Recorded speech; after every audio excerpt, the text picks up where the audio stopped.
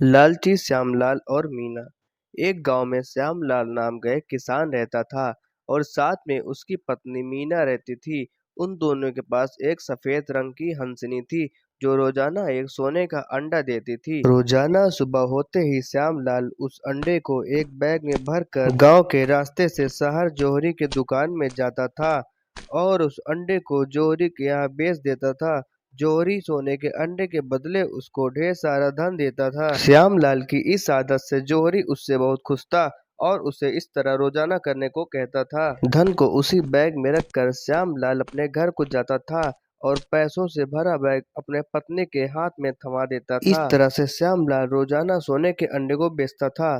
कुछ दिन बाद इस तरह से श्यामलाल और उसकी पत्नी बहुत सुखी पूर्वक जीवन बिताने लगे थे। एक दिन श्यामलाल अकेले बैठकर सोच रहा था। हंस तो एक दिन में एक ही सोने का अंडा देता है। इस तरह तो बहुत समय लगेगा। क्यों न मैं हंस को मारकर उसके पेट से सारा अंडा एक बार में ही निकाल लेता हूँ। श्यामलाल यह बात को बताने के लिए अपने पत्नी के कमरे में जाता है।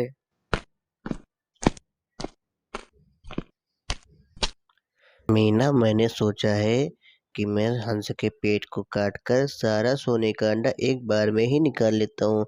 मैं रोजाना शहर जाकर थक गया हूँ। मीना भी श्यामलाल की बातों में आ जाती है और उठकर उस कमरे में चली जाती है जिस कमरे में हंसनी थी।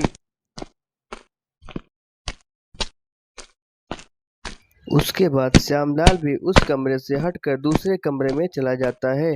वहां पर हंस को देखकर उसको चाकू से काट डालता है और उसे अंडे के बजाय सिर्फ खून ही खून मिलता है। श्यामलाल और उसकी पत्नी को तुरंत ही बहुत पछतावा होता है और वे दोनों रोने लगते हैं। ये मुझसे क्या हो गया? मैंने सोने के अंडा देने वाले हंस को मार दिया। दोनों पहले की तरह फिर से गरीब हो जाते हैं और दोनों बहुत दुखी होने लगते हैं।